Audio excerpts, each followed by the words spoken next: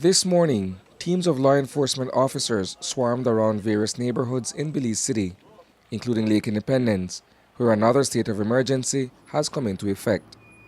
The SOE comes hard on the heels of a violent weekend that saw a deadly attack on two men inside a vehicle on Mahogany Street.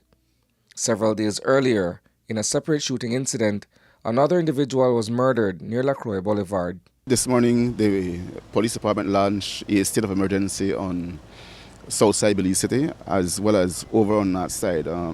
Victoria Street include that entire jungle area. So this morning, as you see, the police are out in full force along with members of the Belize Defense Force, and we are pursuing those persons who we want to be detained as a part of the SOE. A state of emergency is declared in specific situations to address safety and protection concerns of citizens. According to the Commissioner of Police, the unabated bloodshed is a spillover from several altercations that occurred on the night of June 15th. Hundreds were in attendance for the Trinibad concert. In its wake is a flare-up of gang violence. They had the concert, certain things took place at the concert, and there was where everything started. It spilled over after the concert, and then it permeates the city.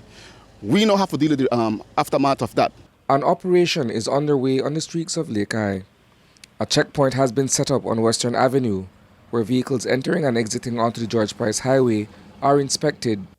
Since the campaign began, the Belize Police Department has recovered firearms, ammunition, and various quantities of cannabis. The police have recovered a number of firearms and ammunition within the Belize district and the Cayo area.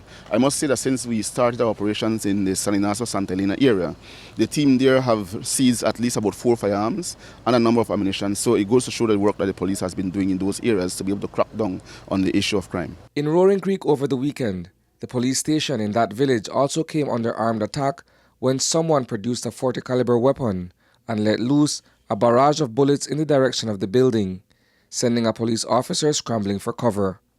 An SOE has also been declared in 2 western communities, including Cotton Tree Village, as a result of that incident. We are in search for that individual. As I said, we know who he is, but we have not been able to locate him. We're hoping that pretty soon we will be able to do so. We have gotten additional information. I will not divulge that to the media at this time, surrounding that entire incident. And so, as soon as the investigation is at a level where we believe we can share certain things with you, then we'll do so. Can you explain to us why Cotton Tree is included in the SOE? We do have a number of elements who are originally from Roaring Creek, but they have moved over and take up residence in Cotton Tree. And those people are among the group of persons who are terrorizing that entire western corridor. They commit burglaries, robberies, shootings from Cotton Tree all the way to the border area. And so it is important for us to be able to capture those persons as a part of the SOE. Back in Belize City, 2 men have been arrested and charged for murders they allegedly committed.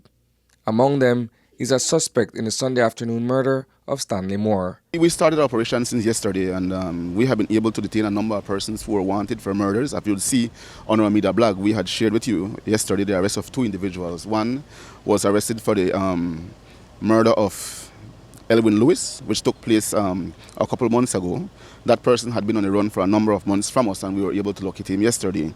And we also charged, I think, Marcus Kanaki for the murder of the guy Moore, who was killed on Sunday during the day.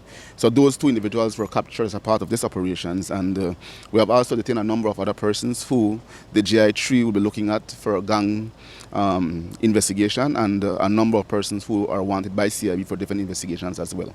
Reporting for News 5, I am Isani Cayetano.